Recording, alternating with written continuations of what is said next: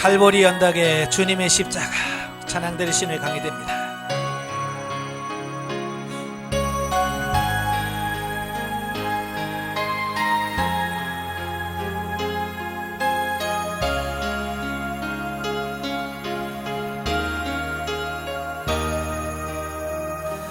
갈보리 언덕에 주님의 십자가 그 피로 내 죄를 깨끗하게 씻었네.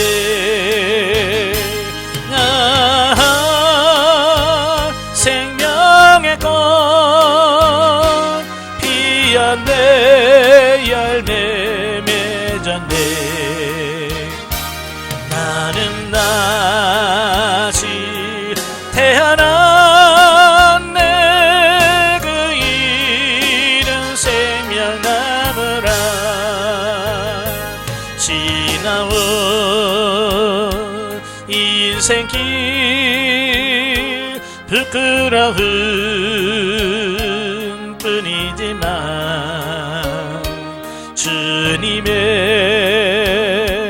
은혜로 감사만이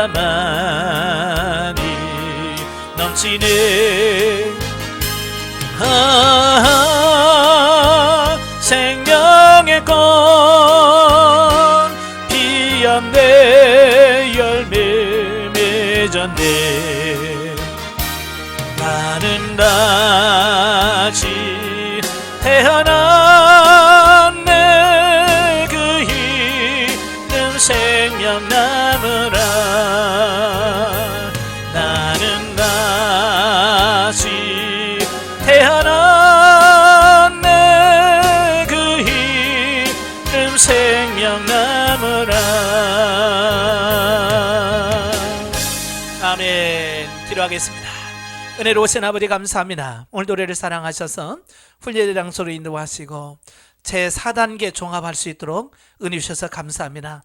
그동안 배운 말씀들을 다시 정리할 때 그 말씀들이 우리의 아버지 심령에 새겨지게 하시고 그 말씀대로 사라져지는 귀한 역사가 있도록 주님 도와 주시옵소서.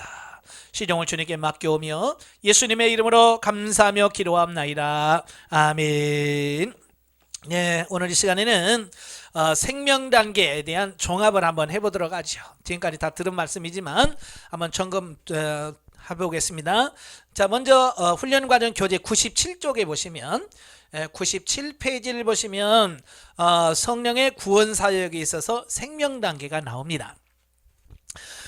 생명 단계 정의를 보면 생명 단계는 하나님께서 우리에게 말씀하신 그 약속대로 우리 안에 신령한 집이 지어져서 그리스도인의 영성적 신분, 즉 하나님의 자녀로 하늘나라의 왕으로 제사장으로 그리스도의 신부로 거룩한 성전으로 다양하게 살아가는 단계로서 영적으로 옳은 행실을 통해서 신부다장하는 삶을 살아가는데 영 중심으로 하는 것이 진리와 생명이 되어 하나님의 뜻대로 사라지는 단계다. 그랬죠? 자, 생명 단계는 신령한 집이 지어지고 그 신령한 집 안에서 하나님과 동행하는 삶이 나오는 삶이다 라고 볼 수 있어요. 그러니까 우리 사람으로 보면 이 생명 단계는 30살 넘어서 이제 결혼을 해서 가족을 꾸려가면서 살아가는 어떤 그런 단계다라고 보시면 돼요. 예. 그래서 여러분 상담 받으시면 생명 단계에 왔습니다. 이제 내주 내제 하셨네요. 내주 내제가 뭐냐? 결혼식에다가 비유를 든다고 그랬죠. 예. 사람이 성장을 해서 어느 단계에 가면 뭐예요? 사랑하는 남녀가 만나서 결혼을 해서 가정을 꾸리잖아요. 가정을 꾸리면서 살아가는 그 삶이 영적으로 보면 생명 단계에 해당되는 부분이다 라고 보시면 되겠어요. 예, 그래서 신령한 집이 완성이 되어진단 말이에요. 그러면 결혼을 하면 어떻게 돼요? 오늘날에 참 결혼하고도 행복하지 않은 가정들이 너무 많아요. 왜냐하면 결혼했으면 상대편에다가 맞출 생각을 해야 되잖아요. 예, 누가 그러더라고요. 결혼하면 반은 주게 된다.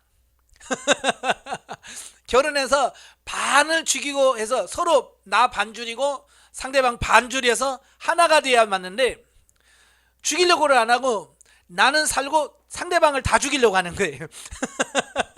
그죠? 나도 반을 비워서 반을 죽여야 되는데 이 반을 죽이려고 나는 완전히 살아있고 상대방을 완전히 죽여서 그냥 나 혼자로서 살려고 한다는 거야.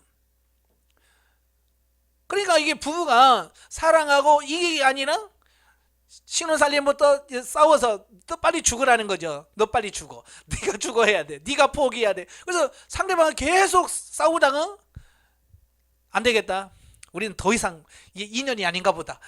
그렇게 헤어진다는 거예요. 예, 그게 문제예요. 우리가 인간 사이도 그렇지만 하나님과 우리 관계도 마찬가지예요.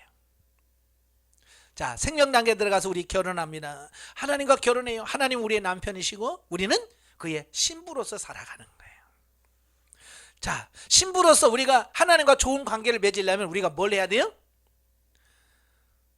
비워야지요. 나 자신을 내려놔야 돼요. 반 이상을 포기해야 됩니다. 예. 근데 우리가 포기를 안 한단 말이에요. 그래서 하나님과 동행하는 삶이 안 이루어지는 거예요. 그래서 하나님께서 계속해서 훈련하면서 자아 파쇄, 자아 포기 뭐 이런 걸 계속하면서 우리를 내려놓는 훈련을 하시잖아요. 그죠? 그래서 이 하나님께서 자아 파쇄나 내려놓는 훈련을 잘한 사람은 생명 단계에 들어가서 하나님 앞에 가서 그냥 하나님 말씀대로 하옵소서 하고 탁 들어가요. 예? 뜻대로 하옵소서. 그러면 싸울 일이 없지. 그렇잖아요. 결혼해서 남편이 하자는, 그래 알았습니다. 당신이 하자는 대로 할게요. 그러면 싸워요, 안 싸워요? 그러면 안 싸워. 근데 뭐예요? 왜 당신 뜻대로 해? 왜 당신 마음대로 해? 내가 하고 싶은데 왜 안 해? 그러면 이제 싸우는 거죠. 마찬가지 하나님과 나와의 관계도 자아가 파쇄가 안 되면 끝까지 하나님과 싸우는 거예요. 그러니까 생명 단계에 들어가서 하나님과 생명적 삶을 살아가야 하는데 그러지 못하고 하나님과 맨날 싸우다가 나중에는 우리 서로 인연이 아닌가 보네요. 하나님. 그러면서 하나님과서 헤어진다면 그러면 안 되잖아요. 네? 그래서 신령한 집이 건축이 되어지면 이제 부부로 사는 거다. 네, 부부로 사는 거예요. 그러니까 얼마나 나를 내려놓느냐에 따라서 그 앞으로의 행보가 행복할 수 있느냐 그렇지 못할 수 있느냐라고 하는 것이 결정이 되어져요. 그래서 이제 결혼하면 우리가 신분이 바뀐다고 그랬잖아요. 그죠? 예. 결혼하기 전에는 여러분 누구누구의 몇째 딸, 뭐 큰딸, 둘째 딸 뭐 이렇게 부르다가 이제 결혼하면 누구누구의 아내, 또 시어머니한테는 누구 며느리, 예? 또 동기간에는 뭐야 형수가 될 수도 있고 제수가 될 수도 있고, 예? 또 신우가 있으면 새언니가 될 수도 있고 여러 신분이 주어지잖아요. 그래서 그 신분 하나하나를 잘 살아갔을 때 행복함을 느끼는 것처럼 이런 영적인 신분이 되어서 하나님 나라의 하나님의 자녀로서 하나님 나라의 왕으로서 하나님의 가시는 성전으로서 신령한 제사드리는 제사장으로서 그리스도의 신부로서 이런 삶을 잘 살면 행복한 거예요. 예. 근데 그게 안 되면 생명 단계에 와서도 상당히 힘들 수 있어요. 예. 그래서 이게 잘 회복되도록 열심히 노력하셔야 되겠고요. 그렇게 살다 보면 자연적으로 뭐요? 영적으로 옳은 행실을 통해 신부단장하는 삶을 살아간다. 신부단장하는 삶은 뭐라고 그랬어요? 삶의 변화를 말한다고 그랬죠. 그렇게 우리가 변화되려고 해도 안 됐는데 생명 단계에 들어가서 하나님과 이런 관계가 되니까 자연적으로 어때요? 우리 삶이 바뀌어져 가는 거예요. 예. 그전에는 내 맘대로 내 뜻대로 살려고 막 고집 피우다 보니까 인상 써지고 얼굴이 까매지고, 예? 고집이 있고, 근데 그게 싹 내려지니까 얼굴이 환해지면서 천사처럼 바뀌어지는 거 아니에요? 그죠? 그래서 생명 단계 들어오면 주변에 있는 사람들이 요즘 어디 다녀? 이렇게 얼굴이 바뀌었어. 그래야 돼. 어떻게 그런 말 들어요? 못 들어요? 그 말 못 듣는다면 회개하셔야 돼요. 생명 단계 들어왔는데 어찌게 이렇게 얼굴이 죽상이요? 그러면 이건 회개를 많이 해야 돼. 아직 내가 처리돼야 될 부분이 아직 처리되지 못한 부분이 있구나 이렇게 생각하셔야 돼. 예, 아시겠죠? 자, 그래서 이제 생명 단계 들어오면 여러 가지 이제 변화가 많이 나타나죠. 첫째가 뭐냐면 인식이 바뀌어지고 또 뭐냐면 성령님을 철저하게 의지하게 되는 어떤 이런 부분들을 보게 돼요. 그러니까 결혼하기 전에는 내 마음대로 살죠. 내가 먹고 싶으면 먹고 자고 싶으면 자고, 예? 놀러 가고 싶으면 놀러 가고, 내가 옷 입고 싶으면 내가 마음대로 옷을 입잖아요. 근데 결혼하고 나면 어때요? 그게 마음대로 안 되잖아요. 놀러 가려고 해도 왜 가? 못 가. 그럼 못 가는 거고. 예? 내가 좋아하는 옷 입으려도 왜 그런 옷 입어? 다른 거 입어. 그러면 또 그것 때문에 또 자기 마음대로 못 하는 거예요. 결혼하면 원래 그렇게 돼 있어요. 그죠? 이제 그러면서 뭘 깨달으냐? 아, 싸우지 않는 방법이 뭘까? 빨리빨리 머리가 좋은 사람은 이제 이걸 빨리빨리 해야 되는 거예요. 그래서 옷 입고 가서 싸우기보다 뭐 입을까? 먼저 물으면 그죠? 옷 갖고 싸울 일이 없잖아요. 그렇잖아요? 나를 빨리 내려놓으면 그렇게 쉬운 거예요. 근데 나를 안 내려놓으면 힘든 거거든요. 그죠? 그래서 늘 하나님 어떻게 할까요? 하나님 어떻게 살면 좋을까요? 어떻게 하면 좋을까요? 라고 하나님께 먼저 묻고 가면 하나님과 다툴 일이 없죠. 싸울 일이 없지요. 근데 우리는 뭐예요? 하나님께 묻지 않고 내 마음대로 내 생각대로 하다 보니까 신랑 되신 그분이 왜 너는 네 마음대로 하냐? 자, 그래서 하나님 신랑과의 관계가 깨지는 거거든요. 예. 이미 여러분은 결혼 생활 다 했어서 결혼 생활 해봐서 부부 관계가 어떤 건지 아셨잖아요. 왜 싸우는지 이미 육신적으로 싸워봐서 다 알잖아요. 왜 하나님께서 여러분 결혼시켜서 그렇게 살게 하셨을까요? 그냥 하나님께서 그냥 애 낳고 그렇게 살으라고 주셨을까요? 아니에요. 이 육신의 남편과 살면서 그런 갈등을 경험하면서 어떻게 하면 이 사이가 좋아지는지를 깨닫고 하나님의 관계도 마치 이렇게 하면 편하겠구나.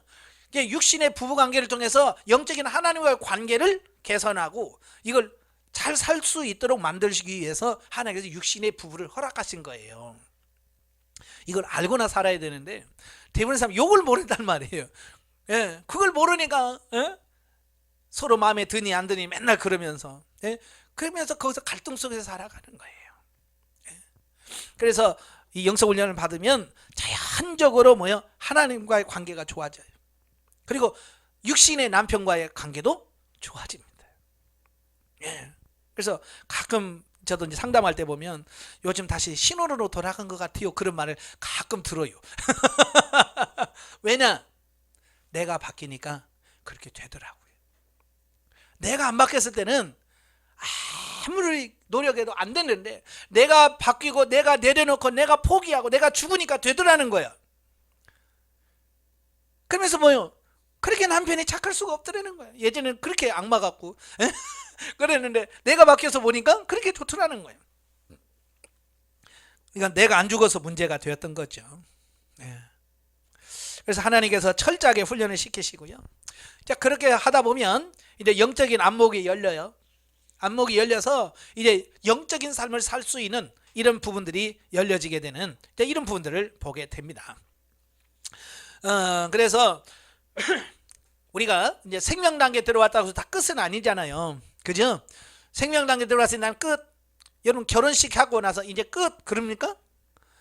어찌 보면 이제 결혼식 했다라고 하는 말은 이제 결혼 생활의 시작인 것처럼 내가 생명 단계에 들어왔다, 내주내대 했다라고 하는 말은 이제 끝이 아니라 이제부터 영성적 삶의 시작이라고 보시면 돼요.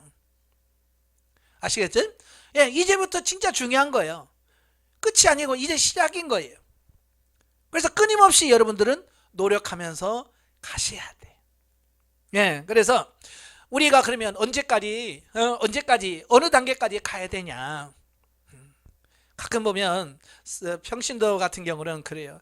저는 목사님도 아닌데 그냥 대충 이러면 이 정도 하면 되지 않을까요? 라는 말을 많이 해요.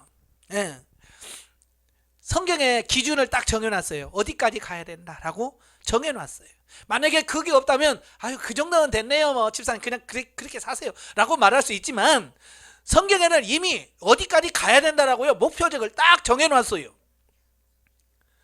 에베소 4장 13절에 나와 있어요. 그리스도의 장성은 분량까지 자라라 그랬어요. 우리가 성장해야 가는데 그리스도의 장성한 분량, 그리스도의 장성한 분량을 그리스도께서 최고로 나타나시는 그 수준이 어디 수준이에요?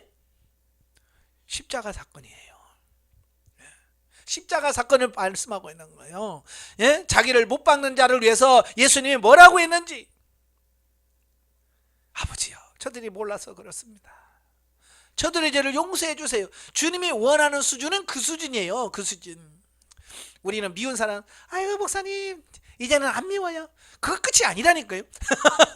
그 정도에서 맨날 싸우던 부부관계가 좋아졌어요. 이 수준이 아니에요. 그건 출발이에요. 출발. 시작에 불과하고요. 우리는 원수까지도 사랑하고요. 나를 죽이는 자를 위해서 기도해 줄 수 있는 그 수준까지 가야 되는 거예요. 그래서 제가 여러분들에게 뭐라고 말하냐면 영성훈련은 졸업이 없다. 예, 몇 년 하면 그 단계까지 갈까요?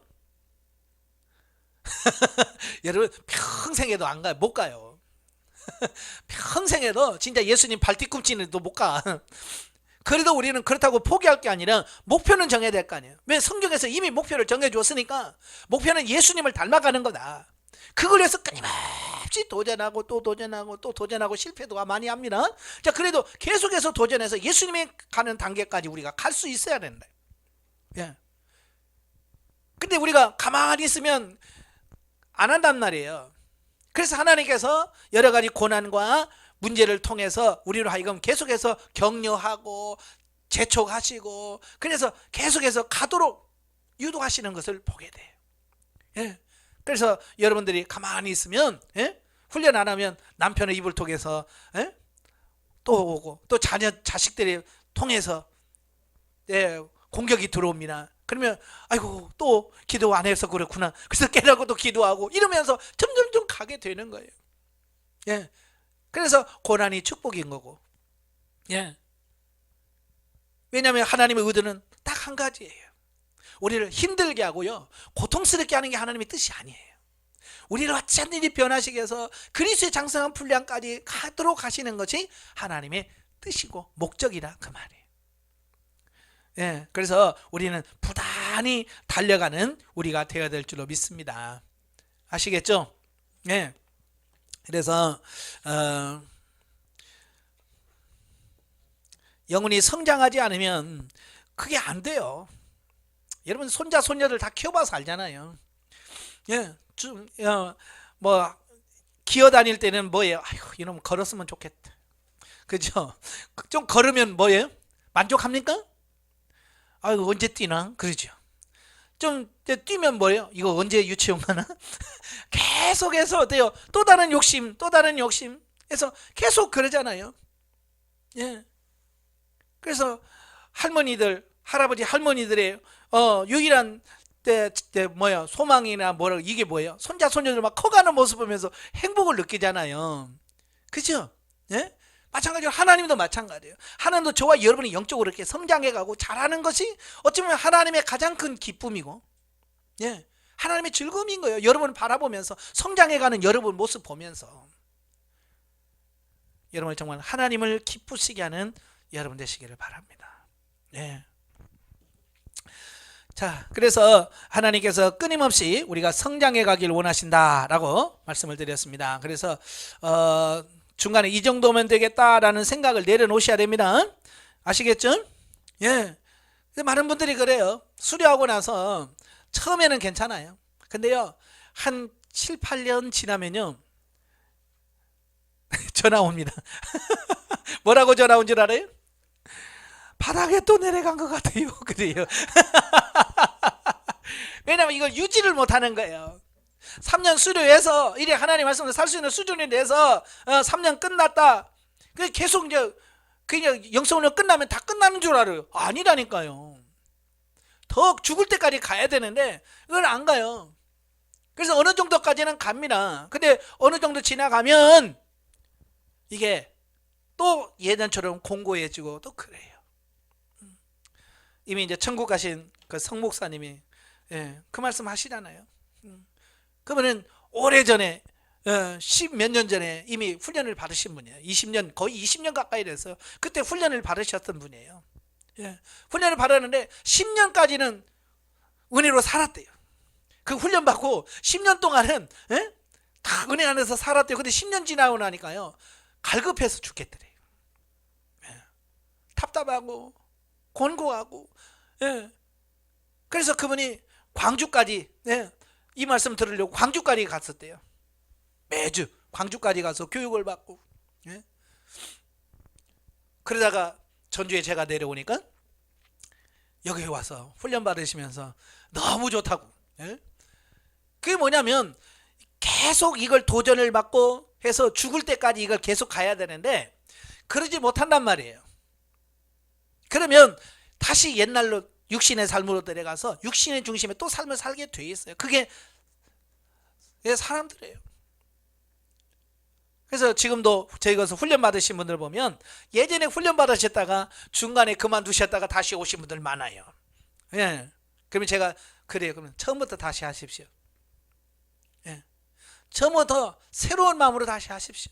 그래서 입문과정부터 처음부터 다시 시킵니다. 예. 10년 전에 받았든 20년에 받았든 처음부터 다시. 예. 다시 이걸 다시 정리를 해서 완전히 세워놔야 그 다음에 흔들림 없이 갈 수 있기 때문에 그런 거예요. 여러분 다시 하지 않기를 바라요. 아시겠죠? 그래서 끊임없이 가셔야 돼요. 예. 자, 그 다음에 성령의 은사사역으로 가지요. 145페이지 보시면 144페이지 보시면 성령의 은사사역의 생명단계가 나옵니다. 144페이지 거기 보시면 정의를 보시면 신령한 집을 건축하는 마무리 과정을 거쳐서 신령한 집으로 지어지고 아울러 성령님의 지도와 인도를 받아 생명적인 삶을 살게 되는 단계로서 말씀을 지켜 행하면 행하는 대로 삶 전체가 하나님께서 인정해 주시는 생명으로 바뀌는 단계다 그랬어요. 예. 생명 단계는 다 똑같아요. 신령한 집으로 지어지는 겁니다. 예, 완성이 되어지는 거예요. 그래서 진리 단계에서 열심히 우리가 신령한 집을 짓잖아요. 그죠? 예, 신령한 집의 재료가 뭐라고 그랬어요? 신령한 집을 짓는 재료는 말씀이라고 그랬어요. 그래서 성경 말씀이 많이 필요한 거예요. 그래서 진리 단계 들어가기 전부터 성경은 계속 읽으셔야 됩니다. 예, 지금도 마찬가지예요. 이제 뭐 진리 단계 들어와 생명 단계 들어왔으니까 성경 안 읽어도 되겠지? 아니. 저는 수료하신 분들에게 최소한 1년에 성경은 2독은 해야 된다. 예.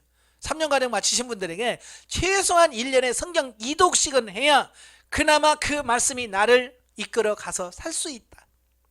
예. 10년에 한 번 읽어갖고는 안 돼요. 1년에 한 번도 힘들어. 왜냐하면 성경을 우리가 읽잖아요. 사실 성경을 읽으면 한 장 넘기는 순간 다 잊어버리잖아요. 그죠? 읽고 넘기는 순간 잊어버려요. 1년 전에 넘긴 거 기억나겠어요? 금방 넘긴 것도 기억이 안 나는데 1년 전 거 기억나겠어요? 안 납니다. 그래서 성경은 그래도 1년에 2독씩은 봐야 그래도 말씀이 내 안에서 살아 움직이고 역사할 수 있다. 예. 그래서 성경 말씀을 많이 보셔야 돼요. 재료가 말씀이라고 그랬어요. 그 다음에 도구는 뭐라고 그랬어요? 도구는 은사라고 그랬잖아요. 자, 은사가 도구예요. 그래서 열심히 방언, 통역, 예언, 믿음의 은사, 신유 은사, 병 고치는 은사, 능력 행함의 은사, 영분별의 은사, 그 다음에 지식의 말씀 은사, 지혜의 말씀 은사. 그래서 성령의 9가지 은사를 충분히 받으셔야 돼요. 그래서 그 은사를 통해서 하나님의 뜻을 깨달아서 순종할 수 있는 부분이 되어지는 겁니다. 그래서 은사가 안 되면 진리도 안 되고 생명도 안 되어지는 거예요. 물론 이 도구가 다 달라집니다. 예. 그래서 처음에는 1단계에서는 은사를 경험하는 체험하는 단계라면 시동 단계는 그 은사를 사용하다가 내 유익을 위해서 은사를 사용해보는 단계가 시동 단계라면 진리 단계에서는 그 은사를 가지고 신령한 집을 짓는 단계예요. 그러면 이 생명 단계에서는 뭐예요? 그 은사를 가지고 이제 평범하게 하나님과 동행하는 삶을 살아가는 그 삶이 되어지는 거예요. 자, 그래서 이제 신령한 집이 건축이 되고 성령님의 지도 인도를 받아서 생명적인 삶을 살아가는 단계가 바로 은사의 생명 단계다. 그래. 그래서 생명 단계 들어가면 뭐 병 고치는 은사가 뭐냐 막 이런 거 별로 관심이 없어요. 쉽게 말하면 이런 거예요.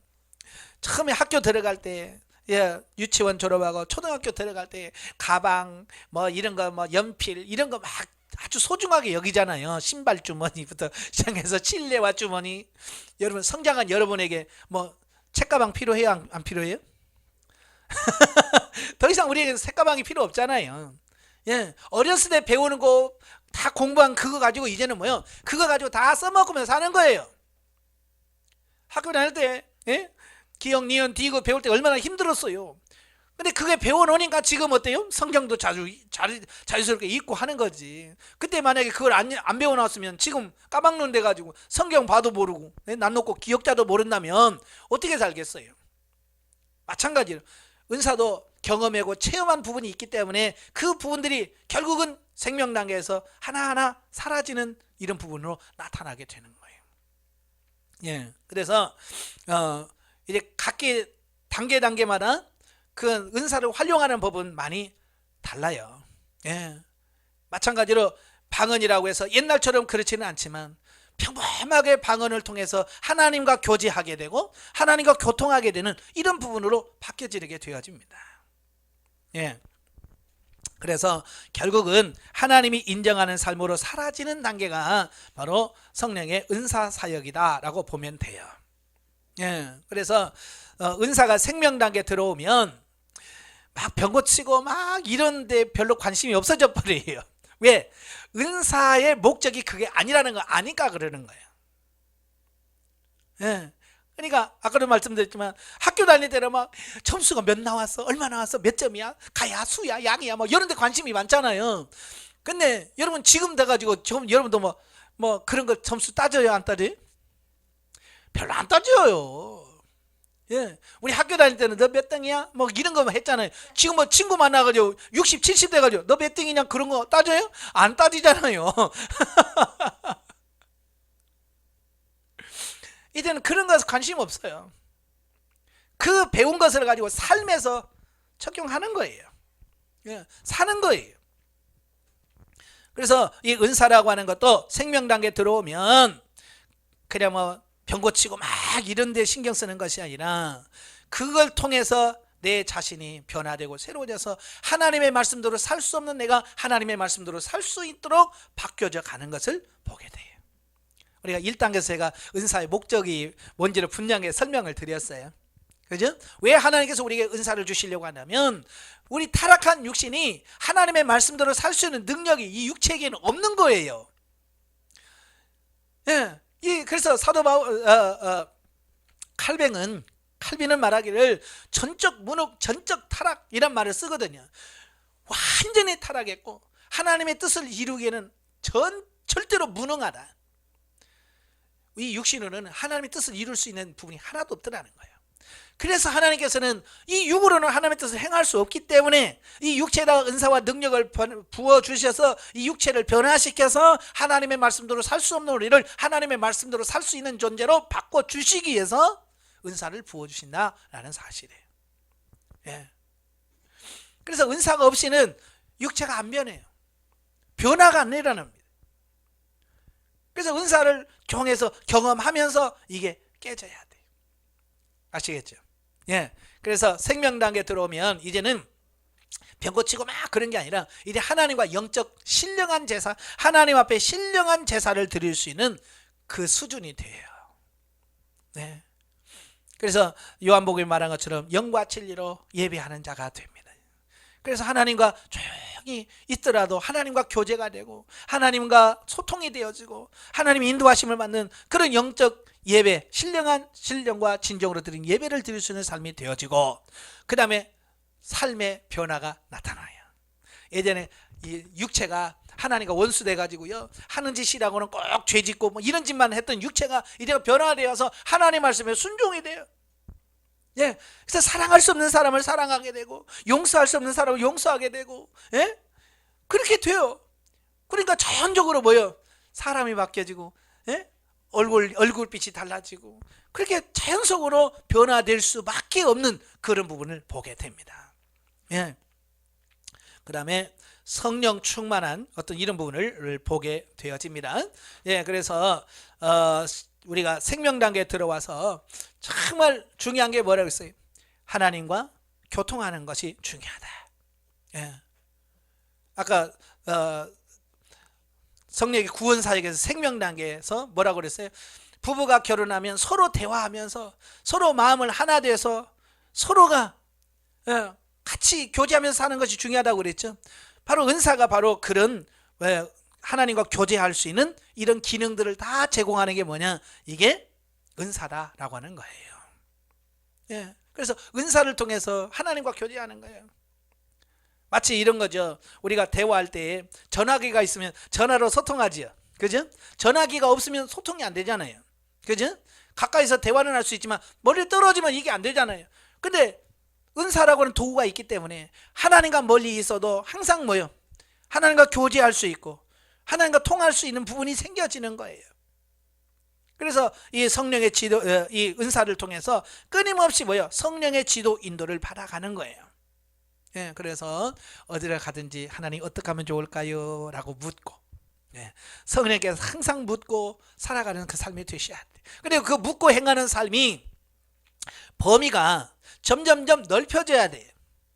확장돼야 돼요. 아시겠죠?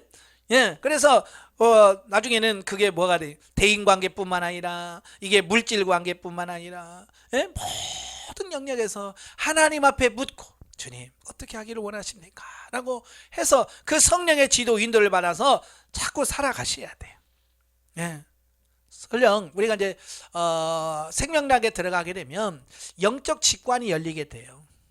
영의 직관이 열리면요, 묻지 않아도 깨달아지는 부분이 막 생겨요. 예, 영의 직관을 통해서 그냥 바로 알아지는 거 있거든요. 그럴지라도 은사를 통해서 다시 한번 하나님께 점검할 필요성이 있습니다. 예, 생각났다고 해서 바로 하지 마시고요. 다시 은사를 통해서 하나님 이게 맞습니까? 라고 점검을 하셔야 돼요. 만약에 점검을 하지 않으면 많이 속을 수가 있어요. 예, 이 육이 기가 막히게 속입니다. 예, 꿈도 마찬가지예요. 예, 꿈도 하나님이 주시는 꿈도 있지만 마귀들도 기가 막히게 꿈을 이용합니다. 아시겠죠? 그러니까 이런 데서 분별력이 없으면 우리가 속는단 말이에요. 그래서 영적 직관, 우리가 깨달아지는 부분도, 예, 분별하지 않으면, 점검하지 않으면 속을 수 있습니다. 그래서 항상 하나님 앞에 다시 물어서 재점검하는, 군대 가면 이걸 복명복창이라고 그래요. 예를 들어서 이런 거요. 너 사무실에 가서 책 가져와. 상관이 이렇게 말하잖아요. 보통 그러면 네 알겠습니다 하고 가잖아요. 그러면 안 돼요. 네 사무실에 가서 무슨 책 가져오겠습니다 하고 가는 거예요. 그러면 시킨 사람이 정확하게 이해했는지 그걸 알 수가 있는 거예요. 그죠? 그냥 야 사무실에 가서 책 가져와, 무슨 책 가져와. 그러면 예 알겠습니다. 그러면 제가 제대로 들은 건지, 그죠? 정확하게 들었는지 모르잖아요. 그래서 군대에서는 명령을 하면 복명복창을 해요. 항상. 예? 어디 가서 무슨 책 가져오겠습니다. 그래서 가는 거예요. 그러면 정확하게 알아들었구나. 그러면 실수를 하지 않는 거예요. 마찬가지예요. 하나님이 이렇게 말씀하셨을 때 은사적으로 하나님 이렇게 하라고요? 네 알겠습니다. 다시 점검하는 이 부분이 실수를 없앨 수 있는 좋은 방법이라고 말해요. 그래서 항상 물으시라고 말해요. 언제 실수하느냐? 묻지 않고 해가면 실수할 수 있는 가능성이 훨씬 크다라고 하는 사실을 보게 됩니다. 아시겠죠? 그래서 실수하지 않으려면 자꾸 하나님께 또 물어야 돼요. 기도해서 응답을 받았다고 해서 그냥 하지 마시고 또 하나님 앞에 또 점검하고 또 점검하는 이런 부분은 필요해요. 많은 사람들 제가 상담하면서 보니까 이 점검을 하지 않으니까 많이 실수를 하더라고요. 예. 그래서 어찌 그랬어요? 기도하다가 이런 생각이 나오더라고요. 기도하다가 생각이 판뜩 났대요. 그러니까 점검을 했어야죠. 몰랐지요. 그런 말을 많이 해요. 예. 기도하다가 생각났다고 그게 하나님께 주신 생각이 아니라니까요. 다 아닐 수 있어요. 예. 육신의 생각이 기도하다가 푹 나올 수도 있고요. 마귀가 넣어준 생각이 푹 나올 수도 있어요. 그러니까 항상 기도하다가 어떤 생각이 나고 어떤 음성을 들었다 할지라도 다시 하나님에 가서 하나님 이게 맞습니까? 라고 다시 점검하는 기도가 필요한 거예요. 그래서 복명복창이 필요한 거예요. 하나님 이게 이렇게 하라고 하시는 말씀이 맞습니까? 라고 하나님에 다시 묻는 거예요. 똑같이. 그때 제가 잘못 깨달았다면 하나님께서 그걸 잘못 깨달았다라고 가르쳐 주고요. 예. 그래서 이렇게 내 자신을 바꿔갈 수 있는 삶이 되셔야 되는 거예요. 그래서 이제 생명 단계 들어가게 되면 이제 뭐 병 고치고 막 이런 은사뿐만 아니라 이제 내게 직분으로 주어진 은사도 잘 감당하게 되고, 또 봉사적 개념으로 주시는 로마서 12장에 주시는 그 은사도 잘 감당하게 되고, 예. 자, 그렇게 되어져요. 그러면서 이제 영적으로도 굉장히 많이 열려지게 돼요. 그래서 상대방의 영적인 상태까지도 어찌 보면 볼 수 있는 단계가 되어진다라고 볼 수 있습니다. 저는 이제 훈련 받다 보면 많은 분들이 자꾸 뭐냐면, 목사님 저는 안 돼요, 저는 안 돼요라는 말을 많이 해요. 왜 안 되냐? 예. 하나님께서 다 성장을 하게 되면 하게 돼 있는데 왜 안 되냐? 안 해보니까 안 되게 돼 있어요. 그렇죠? 여러분 30살 됐다고 밥 해요 못해요? 나이가 30살 됐다고 밥 다 잘해요 못해요? 안 해보면 모르는 거예요. 30살이야 40살이 50살이 돼도 안 해본 사람 못하게 돼 있어요. 해본 사람은 돼요. 저는 중학교 1학년 때부터 자취하면서 밥을 먹고 학교 다녔어요. 하면 된다니까요. 나는 10살 때부터 감자 찔 줄 알았어요. 예? 저희 어머니한테 배워서 맨날 새참 감자 껍질 벗겨가지고 쪄가지고 그 바구니에 담아가지고 10시에 밭에 갖다 주고 제가 했어요. 배우니까 돼요. 못한다고요? 왜 안 됩니까? 그래서 저도 저희 아들하고 딸하고 초등학교 3학년 4학년 때 불렀어요. 일로 와봐라. 최소한 밥은 할 줄 알아야 된다. 10살짜리에게 일로 와. 그래서 아들하고 딸하고 불러가지고 처음부터 잘 가르치는 거예요. 자, 이 컵이 있지. 이 컵이 한 컵에 밥 한 그릇이야. 우리가 식구가 4명이면 몇 개 해야 되겠냐 부터 아주 처음부터 가르치는 거예요. 10살짜리에게. 그래서 네가 해봐. 그래서 그 컵을 계량부터 시작해서 그래 됐다. 그러면 씻는 거야. 씻을 때는 이렇게 씻어야 돼서 시범을 보여주고, 자 네가 씻어봐. 그래서 내가 씻고 이거 몇 번 이거 다 하거든요. 자, 물을 맞출 때는 어떻게 맞춰야 되는지. 예? 이 사람마다 손이 다 달라. 근데 여기 보면 밥솥은 금이 다 있잖아. 이 금에다 맞추면 돼. 예? 네가 버릇 4컵 했지? 그러면 여기 4 있지? 여기 이 줄에다 맞추면 돼. 3명 할 때는 이 3 여기다 맞추면 돼. 가르쳐주면 되잖아요. 그리고 있으면서 자 해봐. 그다음 밥할 때 야 네가 해봐. 딸한테 시키고 그 다음에는 아들한테 네가 해봐. 그래서 처음부터 그걸 시키는 거예요. 그러니까 10살짜리도 밥 잘해요. 그래서 어디가 뭐 신방 가거나 어디 갔다가 좀 늦을 때가 있잖아요.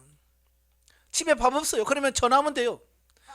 아들아 밥 좀 해놔라. 그러면 네 하고 가면 밥 따끈따끈하게 해놓습니다. 그러면 바로 그냥 상태에서 밥 먹을 수 있잖아요. 가르치면 할 수 있는데 왜 안 가르쳐요? 안 가르쳐 놓고는 힘들어 죽겠다고 맨날 가르쳐 놓으면 다 해요. 라면 끓이는 방법도 다 가르쳐줘요. 다 가르쳐서 이렇게 끓이고 이때 스프 넣고 이때 뭐 넣고 이때 계란은 이때 넣어야 맛있고 이걸 다 해서 시간을 몇 분 걸리면 딱 맛있을 거야. 다 가르쳐주면요 애들 잘 끓여 먹어요. 예. 엄마 찾을 일 없어요. 아빠 찾을 일 없어요. 자기들 다 끓여 먹어요. 예. 자, 이렇게 가르치면 돼요. 예, 아시겠죠? 예, 여러분도 해봐야 돼. 안 해보면 모르는 거예요. 만약에 저도 훈련만 받고 그 이후에 이런 하나님의 말씀에 순종하는 이 훈련을 안 했다면 저도 못했을 거예요. 근데 저는 3년 과정을 딱 마치고 나서 3년을 딱 마치고 나서 하나님 앞에 하나님 이제 3년 과정 마쳤는데 뭐 할까요? 하나님께 물었더니 하나님께서 뭐라고 말씀하냐면 그래 입문 과정부터 너 다시 읽으면서 정리하라 그러시는 거예요. 그래서 이제 훈련은 안 가니까 그 집에서 계속 성경 읽고 그 다음에 입문 과정부터 차근차근 읽어갑니다. 읽어갈 때 하나님께서 내가 경험했던 거하고 연결을 시켜주는 거예요. 막 읽으면서 이렇게 접목시켜주는데요. 그걸 정리를 하게 하시는 거예요. 그래서 정리했어요. 그렇게 정리를 하고 나니까 훈련을 해서 저보러 강의를 하라고 하더라고요. 예. 훈련을 강의를 하래요. 참 하나님 기가 막히게 타이밍 딱딱 맞습니다. 만약에 제가 순종하지 않았다면 오늘 제가 이 자리에 없었을 거예요. 우리 교인들은 상담에서도 다른 훈련원에 가서 상담을 하라는 거예요. 내가 해봤어야지. 내가 어떻게 해요? 근데 훈련 사무실에 가서 해보라는 거예요. 가서 하나님께 의지하고 해보라는 겁니다.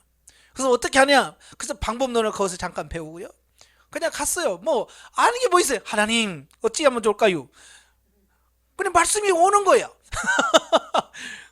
그래서 그냥 성경 오시면 끊어 쓰고 하나님께서 이렇게 말씀하십니다 라고 이렇게 하다 보니까 그게 이제 수년하고 지금 20년 가까이 되네요. 20년 하다 보니까 이제 평범하게 상담을 하게 되고 그렇게 되어지는 거예요. 그러니까 은사는 많이 해보는 사람한테 당할 법이 없어요. 많이 해보는 길밖에 없어요. 다른 길 없어요. 방언도요 많이 해봐야 돼요. 그래야 더 방언도 성장을 하고 밝혀지고요. 다른 것도 다 마찬가지. 그래서 생명 단계 들어오게 되면 이제 상대방의 영의 상태도 그냥 알게 돼요.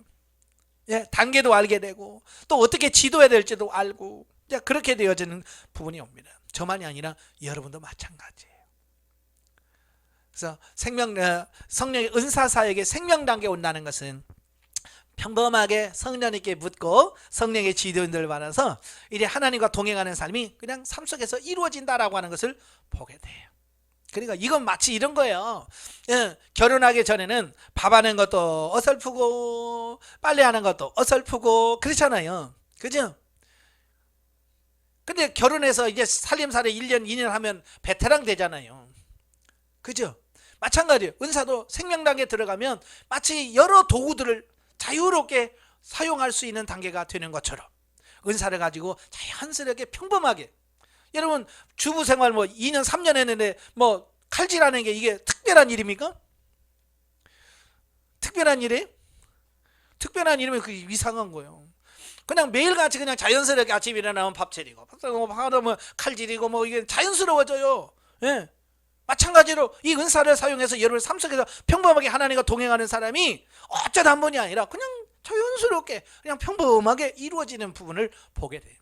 그 정도 되도록 여러분이 힘쓰셔야 된다 그 말이에요. 참 어떻게 보면 결혼해서 몇 년을 했다는데 칼질하라면 칼질을 못해가지고 아직도 추닥하고 있는 분들 많거든요. 교회에서 그 주방봉사 밥할 때 보면 그래요. 요즘 젊은이들은 집에서 밥 안 하나 봐요. 결혼을 몇 년 했는데 아직도 칼질을 못해요. 나보다도 못하니까 다다다다다 요걸 못해.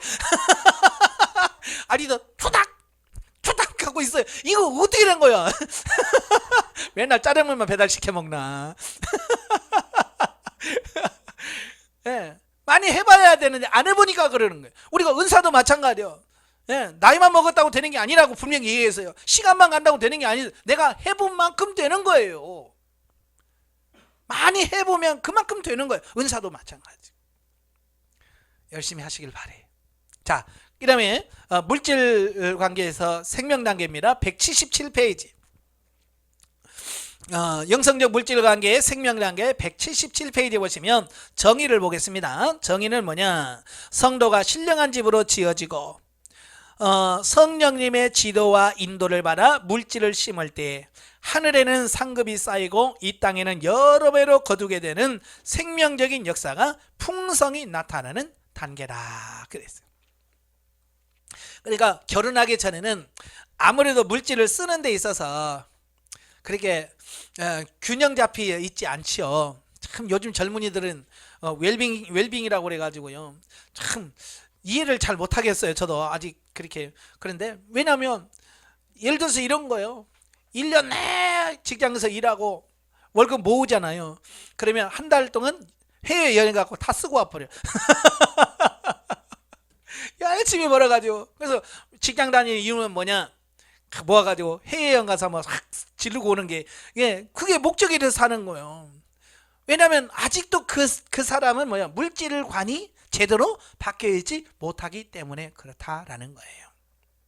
우리가 생명 단계에 들어왔으면 결혼했으면 어떻게 해야 돼요? 이제 옛날처럼 살면 안 되잖아요. 예? 결혼하기 전 처녀총각으로 살았을 때 내 맘대로 막 물질 쓰듯이 쓰면 안 되잖아요. 그죠? 서로 어때요? 상대방에게 존중해 가면서, 예? 의견도 물어가면서 그렇게 해야 되는데, 그러니까 제일 많이 싸운 게 뭐냐면 돈 갖고 많이 싸우잖아요. 결혼해서. 왜 그렇게 해프게 쓰냐부터 시작해서, 또 누구는 너무 짠돌이라고 그러면서 우리 남편은 돈을 안 줘요부터 시작해서, 자, 이 부분을 물질 가지고 많이 한단 말이에요. 예. 하나님과 생명 단계에 와서도 마찬가지예요. 하나님의 관계에서도 이 생명 단계에 와서 이 물질을 내가 원하는 대로, 내가 쓰고 싶은 대로 쓰는 게 아니라 하나님이 원하시는 뜻대로 물질을 쓰고 심을 수 있는 단계가 돼야 돼요. 아시겠죠? 그러면 제대로 심기만 하면 그게 뭐라고 되어 있어요? 생명이 되어지고 하늘에 대해 상급이 쌓여지고 이 땅에서 여러 배로 거두는 그런 부분이 된다. 예. 그래서 물질은 쌓아 놓는다고 되는 게 아니에요. 심어야 돼. 심어야 거기서 열매를 맺는 거예요. 그러니까 농사꾼들이 농사 한 해 짓고 끝나는 게 아니잖아요. 한 해 농사 지어서 먹을 거 창고에다 쌓아두고, 예, 또 심을 거 한쪽에다 모아두고 나머지는 팔아서 다른 거 쓰기도 하고, 자, 그러잖아요. 예? 마찬가지로 우리가 하나님께서 주신 물질이 이제 진리 단계에서 심을 거가 먹을 것이 구분이 되잖아요. 그죠? 그래서 진리 단계에서 열심히 식을 거 먹을 거 막 훈련해 가면서 이 생명 단계에 와서 그걸 하셔야 돼요. 저도 이제 우리 아이들이 어렸을 때는 제가 돈 관리 다 해줬어요. 예. 하여간 뭐 아기 때부터 시작해서 돈 관리는 내가 다 했어요. 지금도 우리 집은 돈 관리는 제가 해요. 그러니까 애들 어디 뭐 설날에 세뱃돈 받았다 그러면 다 가져와. 다 가져와라. 그러면 다 가져와요. 그러면 너는 얼마냐, 너는 얼마냐. 그래서 너 지금 당장 쓰고 싶은 게 얼마냐. 뭐 애들이면 쓸 게 뭐 있어요. 그래, 너 1,000원만 써. 그러면 11조 떼고, 그 다음에 너 1,000원만 써. 그 나머지는 내가 통장에 넣어줄게. 그래서 각자 이름의 통장에다 다 입금을 시켜주고, 예? 제가 다 했어요. 어렸을 때. 예. 그러면서 이제 어떻게 써야 되는지, 그 필요할 때 그건 어떻게 써라, 어떻게 써라, 이렇게 가르쳐 줍니다. 지금은 이제 아들은 결혼했으니까 어떻게 쓰는지 모르죠. 예. 지금까지 제가 그를 결혼하기 전까지 제가 관리해 줬거든요. 예? 예, 사례비 받으면 일단 얼마 떼. 그래서 이건 등록금 얼마 할 거니까 이건 저축해 놓고, 예? 하면서 그 신학교 다니면서도 제가 전도사 생활할 때 사례비 얼마씩 떼라. 한 달에 얼마씩. 그럼 내가 얼마씩 해서 등록금 내고 이런 거 잘 관리해 줬어요. 근데 이제 결혼하니까 어때요? 지리들이 해야지. 결혼하고도 제가 해줄 수는 없잖아요. 그러니까 어렸을 때 제가 해준 걸 잘 배웠거든요. 그죠? 돈은 이렇게 써야 되고 이렇게 심어야 되고, 예, 교육을 통해서 많이 가르쳤어. 그러니까 그걸 하는 거예요. 살아가는 거예요. 그래서 우리 아들은 그래도 물질을 그렇게 잘 심을 줄 알고 그래요. 근데 영성훈련 안 받은 사람은 이게 안 되더라고요. 그러니까 많이 다투나 봐. 그런 것 때문에. 우리 딸도 이제 크니까 다 맡겼어요. 아예 통장도 옛날에 내가 관리했지만 다 그거 성장 네가 관리해. 근데 지가 월급 받으면 적금 얼마 들 거고, 가끔 와서 물어보죠. 뭐 적금이나 하냐? 그러면 네, 얼마씩 해요. 잘 됐네. 제가 이제 그러면 예, 지가 성장했으니까 자기가 관리해야 되잖아요. 예, 그러면 이제 결혼하면 어떻게 해요? 이제 남편과, 예, 딸은 남편과 지 남편과 상의해가면서 그걸 쓰겠죠. 아들은 집 며느리 아내하고 둘이 상의하면서 쓰겠죠. 지금까지 우리가 훈련받은 부분이 거기서 어때요? 서로 맞춰가면서 살게끔 되어 있어요. 예. 우리도 마찬가지. 우리가 지금까지 훈련받으면서 하나님 어디다 심을까요? 열심히 훈련을 했잖아요. 그죠? 그 훈련한 삶을 실제 생활 속에서 적용하고 살아가는 삶이 생명 단계다라고 볼 수 있습니다. 예, 그래서 생명 단계에 들어가면 물질에 대해서 첫째가 뭐냐, 육신적 차원에서 이익을 초월한다 그랬어요. 예, 그러니까 그 전까지만 해도 이걸 어떻게 어디다가 심어야 이게 많이 생길까, 여기다가 초점을 많이 맞추잖아요. 그런데 이제 생명 단계에 들어가면 육신적 차원에서 이익을 초월해. 예. 그래서 하나님께서 그냥 심으라 그러면 네 알겠습니다. 그게 설령 그게 그냥 받지 못하는 상황에 있다 할지라도 그걸 심을 수 있는 부분이 되어지는 겁니다. 제가 전에도 설명드렸잖아요. 어떤 목사님이 저한테 30만 원만 빌려달라고 그래요. 그래서 하나님 빌려줄까요? 그러니까 성령께서 뭐라고 말씀하냐면 너 주면 그거 못 받는다 그러신. 그 옛날 같으면 그래요? 그럼 안 줘야 되겠네요. 없어요 목사님. 그랬을 거예요.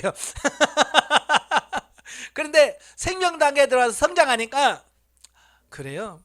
알았어요. 그럼 뭐 그냥 심죠 뭐. 받을 생각을 안 하는 내 모습을 보는 거예요. 그냥 뭐 그러면 심죠 뭐. 못 받아도 상관없습니다. 그게 제가 그러면서도 제가 놀란다니까요. 어이구 내가 이만큼 이렇게 성장했나? 내가 원래 짠돌이거든요. 나도. 나 짠돌이에요. 그런데도 성장하니까 그게 되더라고요. 그러니까 그렇게 하면서 나도 컸네. 내가 봐도 내가 컸네라고 느낄 만큼 물질에 대해서 이런 부분에서 놓여지는 부분들을 발견하게 되는 거예요. 그러니까 여러분도 이제 점점 가면 갈수록 어떻게 돼요? 이게 어떤 이익 계산이 아니라 그저 하나님 말씀에 순종하고 사랑을 베푸는 그 단계로 가게 되어지는 이런 부분을 보게 돼요. 그래서 뭐라고 그러냐, 예수님 뭐라고 하냐면 너희는 헤아리지 마라. 너희가 헤아리면 너희가 도리어 헤아림을 받을 것이다 라는 말씀을 해요. 이 헤아린다라고 하는 말은 계산한다는 얘기거든요. 그러니까 예를 들어서 뭘 할 때 막 계산하죠. 아이고 저 사람이 이익이 얼마나 될까 막 이렇게 계산하면 하나님이 나한테 줄 때도 계산하자 이렇게. 네가 얼마 했지? 얼마 했으니까 이자 몇 프로에서 이만큼만 줄게 이렇게 된단 말이에요. 근데 내가 계산하지 않고 하나님 알았어요 톡 계산 않고 주면 하나님도 그래 나 너 계산 안 했지? 나도 계산 안 할게 폭 주는 거예요. 여러분 하나님은 통 크신 분이에요. 그냥 줬다 그러면 30배요. 줬다 하면 60배요. 좀 더 줬다 하면 100배요. 그러니까 그 하나님 앞에 계산할 게 없잖아요. 계산. 그 다음에 뭐냐면 청지기 의식을 확고해지는 거예요. 청지기라는 것은 관리자라고 그러죠. 관리하는 사람. 그러니까 예전에는 내 돈이에요 내 거예요 라는 생각이 강했다면 이 청지기라고 하는 것은 내 돈이 아니고 하나님의 돈인데 내가 지금 맡아 관리한다. 맡아 관리한다 라고 하는 차원으로 이 가치관이 바뀌는 겁니다. 그러니까 내 통장에 있더라도 하나님께서 야 이거 어디다 심으라 그러면 내 돈인데 왜요? 예전에는 내 돈인데 왜요? 라고 할 수 있어요. 근데 생명당에 들어가면 그래요? 예 알겠습니다. 그래서 그냥 통장에서 흘러가도록 이렇게 만드는 이런 부분들을 보게 돼요. 왜? 청지기 의식이 되어지니까. 바로 이런 부분이 생겨야 돼요. 그래서 저도 그 등록금 내주는 그 부분에서 설명드렸잖아요. 그걸 통해서 확실히 깨달은 거예요. 하나님이 나한테 돈을 맡겨놓으시고 하나님 이거 뭐에다 쓸까요? 쓰지 말라는 말씀이 없어. 말씀이 없는데 내 마음대로 쓸 수가 없잖아요. 하나님 차 살까요? 그래도 대답도 없고 컴퓨터 살까요? 그래도 대답이 없고 그렇다고 내 마음대로 쓸 수는 없고 그냥 통장에 넣고 맨날 보면서 아이고 내 돈이 이렇게 많네 그러고만 있는 거야. 근데 어느 날 하나님께서 목사님하고 통화하게 하시고 그 아들 등록금을 줘라. 여기서 주기 싫은 거예요. 왜? 아직도 내 거라고 하는 생각이 내 통장에 있으니까 내 거라는 생각이 있으니까 주기 싫은 거예요. 그래서 갈등하고 고민하다가 결국은 보냈잖아요. 보내고 나니까 텅 빈 그 통장 보니까 아이고 얼마 전까지도 거기에 100단위가 있었는데 이제 10단위로 뚝 떨어져 있으니까 아이고 하고 있으니까 주님께서 뭐라 그래요? 야, 그 돈이 어디서부터 났느냐? 네가 번 거냐? 아니요 하나님이 주신 건데요. 그래 내가 줘서 네 통장에 잠깐 넣어놓은 것 뿐인데 왜 그게 네 거라고 하느냐? 그지? 네가 열심히 일해서 번 것도 내 건데 네가 번 것도 아니고 그냥 하나님께서 이렇게 해서 보내줘가지고 그냥 네 통장에다 잠시 보관해 놓은 것 뿐인데 왜 그걸 네 거라고 생각하느냐? 하나님께서 확실하게 청지기 의식에 대해서 확 깨닫게 하시는 거예요. 그렇구나. 나는 내 거라고 생각해. 내 거가 아니구나. 내 통장에 있다고 내 거가 아니구나. 주님이 필요하다 그러면 언제든지 흘려보낼 수 있는 그런 삶이 되어야 된다. 그걸 가르쳐주고 깨닫게 되는 거예요. 그래서 청지기 의식이 생기는 거예요. 청지기 의식. 그 다음에 말씀이 실제가 되는 것을 느낀다고 그랬잖아요. 그러니까 이 물질만큼 확실하게 하나님의 이끄심을 받는 게 없어요. 사실 명확해요. 왜냐하면 내 눈앞에서 현찰이 왔다 갔다 하는 거잖아요. 그죠? 하나님께서 예를 들어서 너 100만 원 심어라 그러면 내 수중에서 실제로 100만 원이 나가잖아요. 그죠? 눈으로 가는 게 보입니다. 그리고 하나님께서 거둬주는 게 얼마라는 게 확실히 보여주는 거예요. 그게 눈으로 하나님의 역사하심을 정말로 볼 수 있는 게 뭐냐? 물질 문제예요. 예. 그래서 하나님께서 하나님의 음성을 말씀할 때 이 돈 가지고 물질 가지고 하나님의 뜻을 물으면 기가 막히게 들려. 그래서 제가 그러죠. 예? 하나님의 음성을 듣고 싶으면 돈에다가 30만 원이나 50만 원 딱 넣어가지고 하나님 어디다 심을까요? 한번 물어봐라. 금방 올 거다.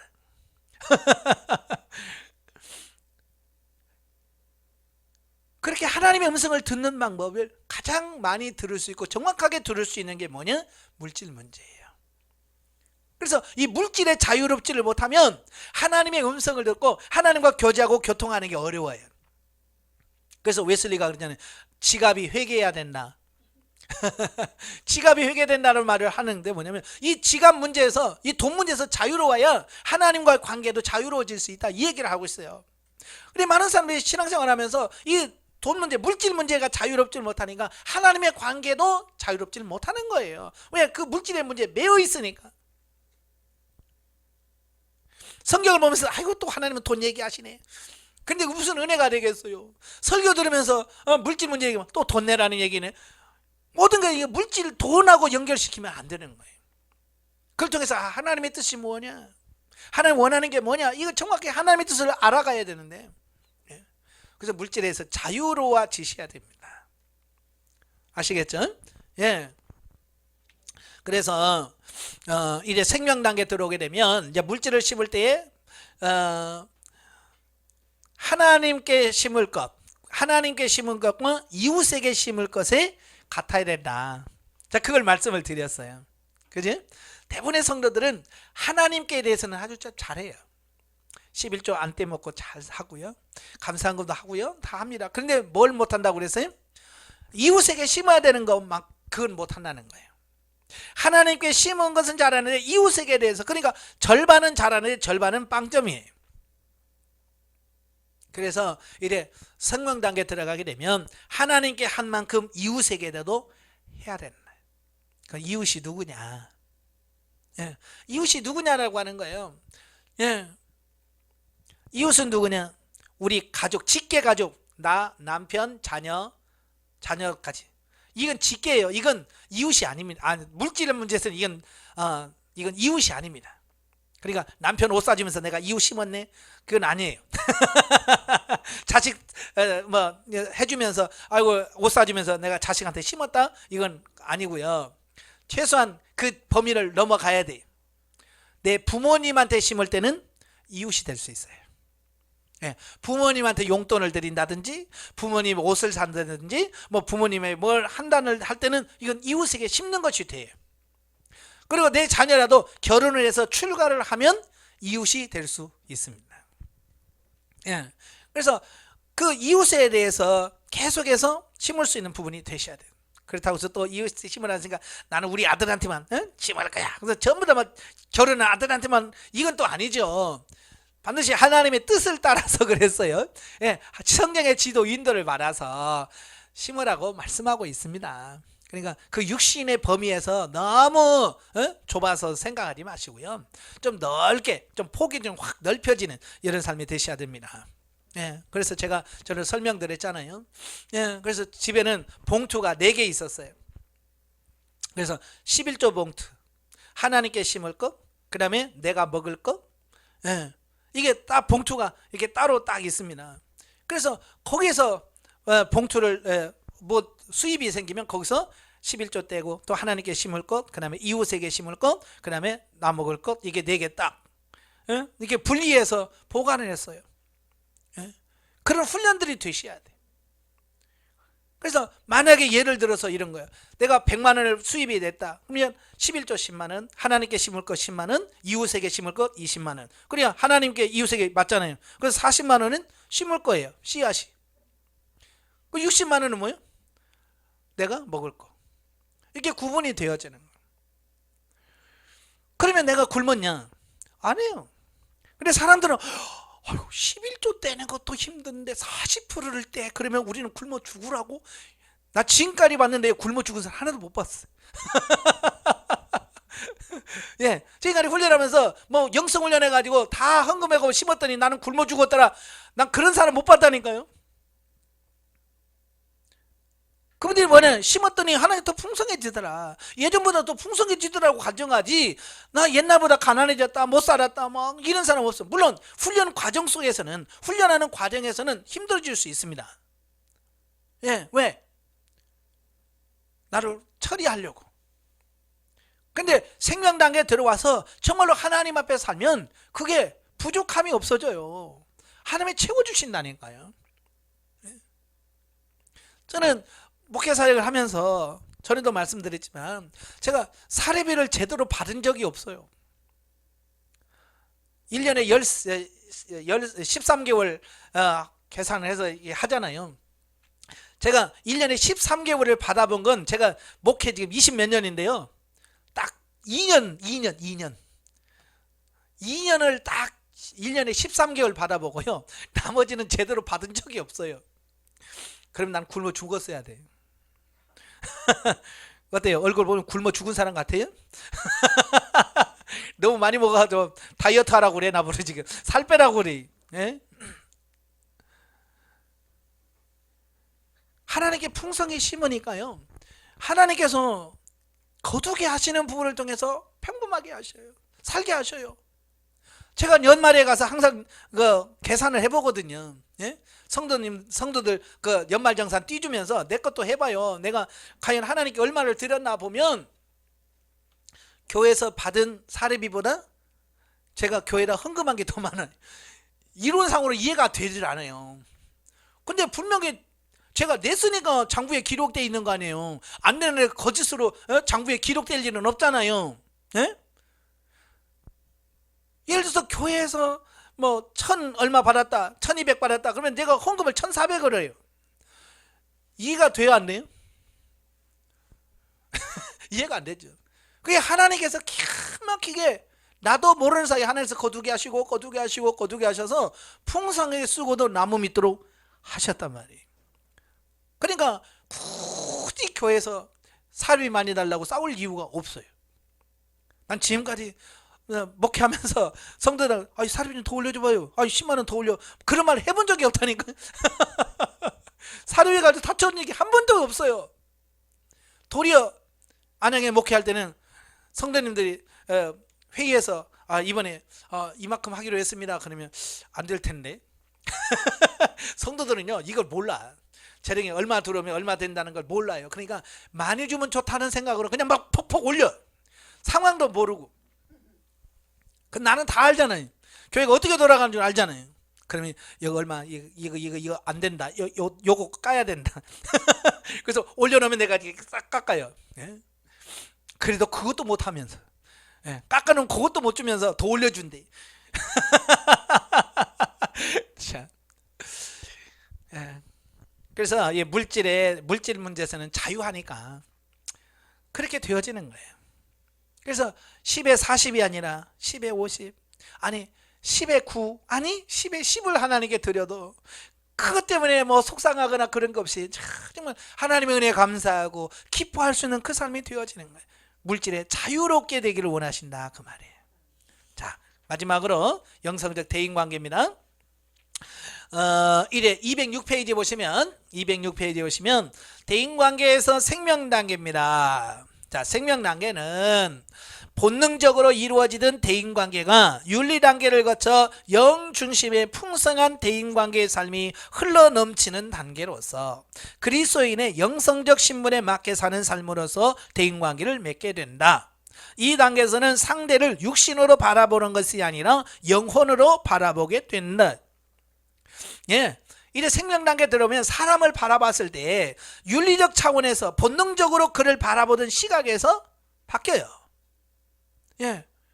그래서 본능적으로 바라보던 어떤 이런 것이 아니라 영혼으로 상대방이 보여지는 겁니다.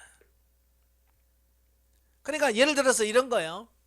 예, 나이가 40이고 뭐 사회에서 뭐 박사고 뭐 의지잖아요. 그럼 우리는 아이고 야 대단하네 이렇게 생각할 수 있잖아요. 물론 육신적으로는 대단한 사람이에요. 그러나 영적으로는 바라보면 뭐예요?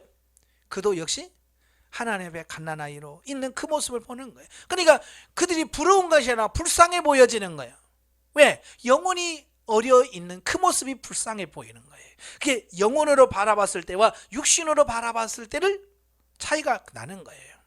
아마 여러분도 마찬가지예요. 친구들 만나면 친구들을 뭘 비교합니까? 니네 집 몇 평이야?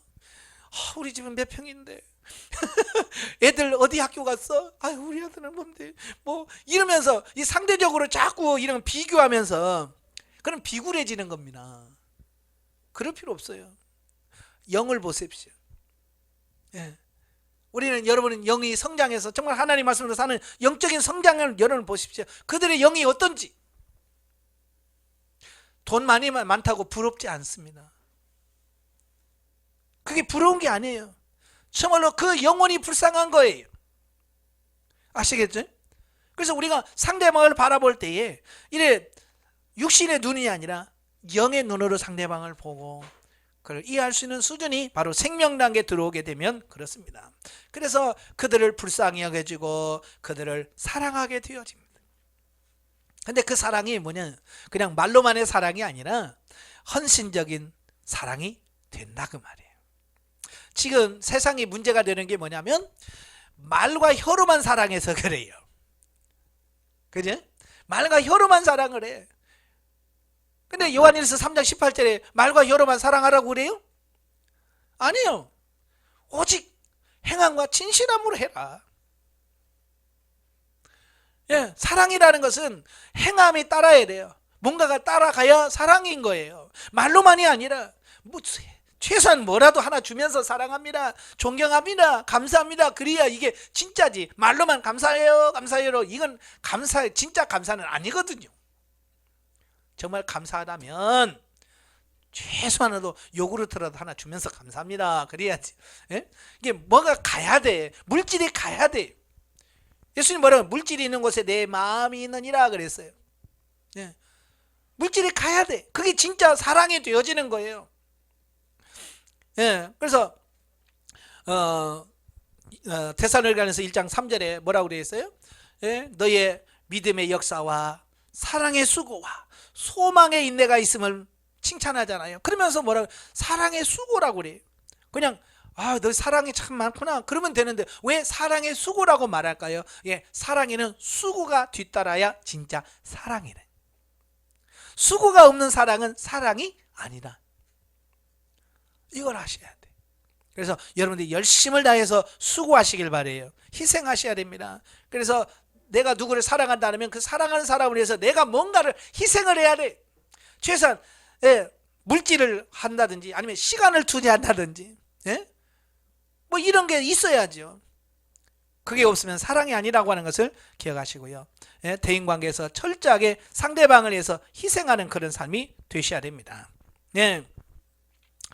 그 다음에 사고의 폭이 확대된다 그랬죠.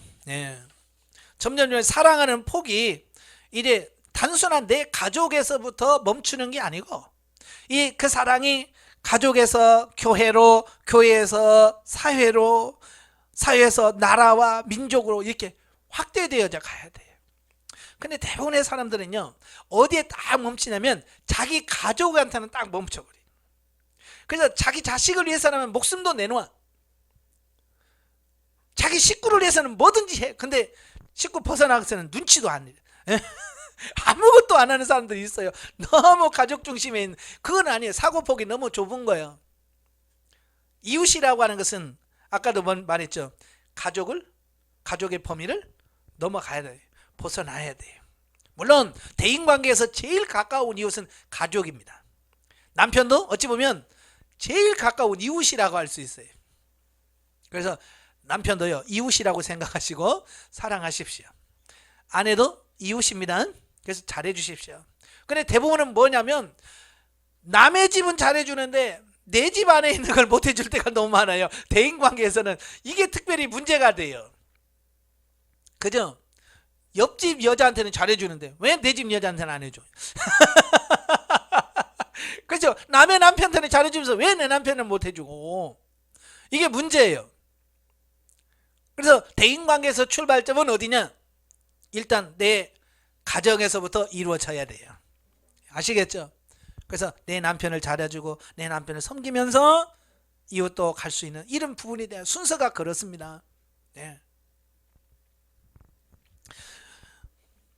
그 다음에 이제 생명 단계 들어가게 되면 여러 특징들이 나타나는데요. 한 가지 특징이 뭐냐면 그 본능 단계나 윤리 단계에 다가왔던 문제들이 크게 여겨지지 않는다는 거예요.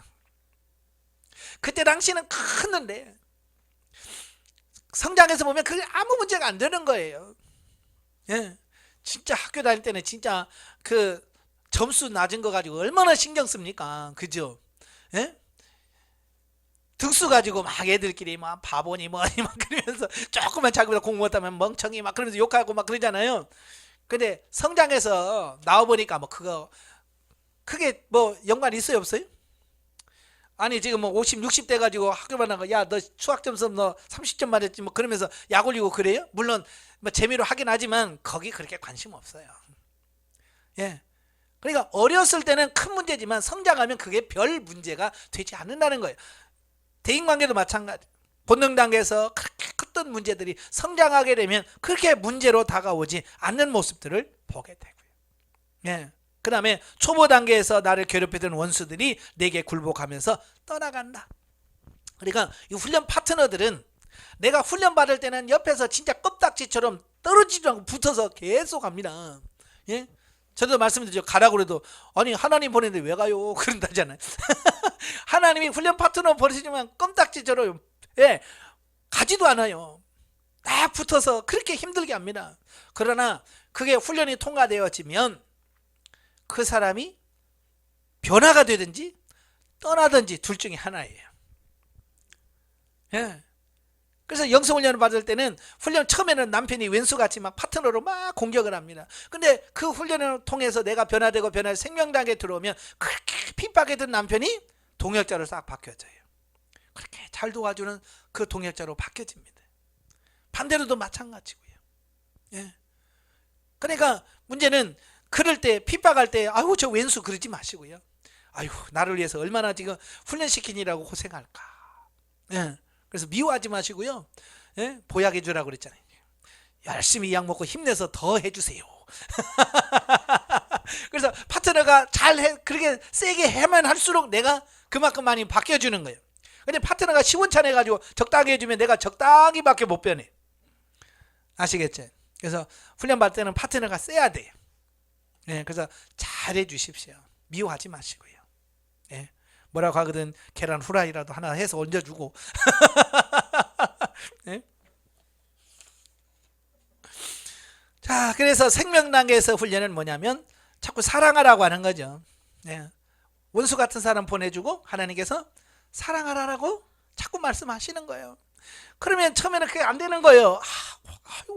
왜 나는 옆 사람 나한테 잘하는 저 사람은 내가 사랑하겠는데 저거 말만 하면 이상하게 말하는 저 사람 나 미워 이렇게 한단 말이에요. 근데 하나님은 꼭 사랑하라고 할 때 내가 사랑하는 사람을 사랑하라고 하지 않고 내가 미워하는 사람을 꼭 사랑하라고 하거든요. 그죠? 내가 싫은 사람을 꼭 사랑하라고 그래. 예. 그래서 적극적으로 그를 사랑하려고 몸부림치면서 기도하면서 갈 때에 어느 사이에 내가 그를 사랑할 수 있는 단계로 가더라 그 말이에요. 그러니까 안 된다고 실망하지 마세요. 안 되면 내가 아직 부족하구나. 주님의 사랑을 나에게 덧입혀 주셔서 정말 저 영혼을 사랑할 수 있게 해주세요 라고 끈질기게 기도하시고 한 달, 두 달, 석 달, 넉 달, 1년 기도하다 보면 어느 사이에 내 안에 주님의 사랑으로 채워지고 이제는 사랑할 수 있는 사람으로 바뀌어지는 이 부분을 보게 됩니다. 네, 그래서 생명 단계에 있는 사람들하고 상담을 하고 하다 보면 이제 미워하는 사람이 없어요. 교회 안에서 싫은 사람이 없어요. 그렇게 돼요. 옛날에는 예? 뭐 하는 누구는 미웃고 누구는 싫고, 예? 이런 편이 있잖아요. 근데 생명당에 들어와서 수료하신 분들을 보면 그런 게 없어지는 거예요. 적극적으로 사랑할 수 있기를 바랍니다. 예. 그래서 그 성경에서 예를 들어서 요셉과 그 다윗을 예를 들어 설명했잖아요. 요셉도 처음부터 그렇게 성질이 좋은 사람은 아니라고 그랬어요. 예, 형들이 잘못하면 그냥 아버지한테 고자질하고, 예? 그런 사람이요 요셉이. 그 상태 가지고 애굽에 가서 뭘 총리를 하겠어요? 못해요. 그래서 형들의 미움을 받게 되고 결국 형들을 이용해서 애굽으로 종살이하게 되고, 그 다음부터 종살이하면서 누가 자기 편 들어주잖아. 아무도 없지요. 그죠? 종살이는 누가 자기 편 들어줍니까? 아무도 없죠. 그러면서 최선을 다하면서 가다가 보디발에게 인정을 받게 되고 가정 총무가 돼서 행정을 배우게 되고, 또 보디발의 아내의 미혹을 받아서 감옥에 가서 간수들, 죄수들 뒷일 하다가 또 정치를 배우게 되고, 예, 그래서 훈련되어져서 요셉이 되어진 거예요. 그냥 요셉이 하늘에서 뚝 떨어진 거 아니에요. 다윗도 그랬어요. 다윗도 천성적으로 그렇게 착한 사람은 아니라고 그랬어요. 예? 한 성깔 하는 사람이에요. 예, 나발이 먹을 것 좀 안 준다고 뭐 했어요? 칼 차고 가면서 내가 저놈을 죽이리래. 만약에 저놈 안 죽이면 하나님이 내게 벌을 내리시. 그러면서 갔던 사람이 다윗이에요. 그 먹을 것 좀 안 준다고. 만약에 다윗이 그 성질머리 가지고 왕 됐어봐 어떻게 됐을 거예요? 죽었지. 말 안 들을 때마다 저놈 죽여라. 그랬으면 어떻게 돼요? 피비린내 났을 거예요. 다윗한테 죽은 사람이 수없이 많을 거예요. 근데 다윗은 그런 하나님이 그런 다윗을 변화시켜 가는 거예요. 훈련시켜 가는 거예요. 원수를 사랑할 수 있는 사람은 바뀌어 가는 거예요. 그래서 원수인 사울이 죽어도 그를 위해서 기도해주고 애가를 불러줄 수 있는 사람은 바뀌어지는 거예요. 이게 그냥 되어진 게 아니라 많은 훈련을 통해서 바뀌어진 거예요. 여러분도 마찬가지. 훈련 받을 때 여러분 주변에 여러분을 힘들게 하는 사람이 있으면 감사하십시오. 그게 뭐냐? 하나님이 여러분을 훈련시키는 거예요. 예, 남편이 여러분을 힘들게 합니까?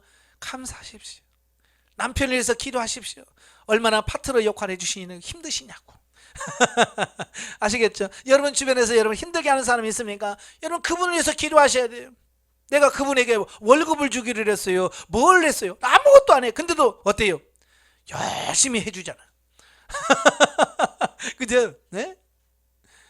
얼마나 감사해요. 열심히 파트너의 역할을 해주니까 내가 변화되고 새로워지는 거예요.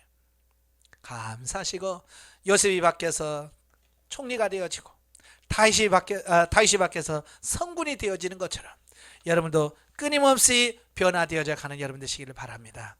하나님이 원하는 수준이 이 수준이란 말이에요. 이 생명단계의 수준. 여러분의 영혼의 영성, 성령의 구원사역, 은사사역, 물질관계, 대인관계, 이 모든 내 기둥이 다 이렇게 생명단계에서 생명의 수준으로 살기를 원하는 이게 하나님의 뜻이 계시는 거예요. 그 수준으로 빨리 올라가시길 바라요. 성장하시길 바라요. 그래서 누리시길 바라고 하나님의 복을 받는 여러분 되시기를 주님을 축원합니다. 기도하겠습니다. 은혜로우신 아버지 생명단계 종합을 했습니다. 아버지, 우리가 이론으로만 간직할 것이 아니라 이젠 그 말씀 우리의 삶 속에서 실천하고 적용해서 그렇게 사라지는 단계까지 갈 수 있도록 도와 주시옵소서. 그래서 평범하게 누려지고 평범하게 사라져지는 우리가 될 수 있도록 성령님 도와 주시옵소서. 예수님의 이름으로 감사하며 기도합나이다. 아멘. 하늘 견드립니다.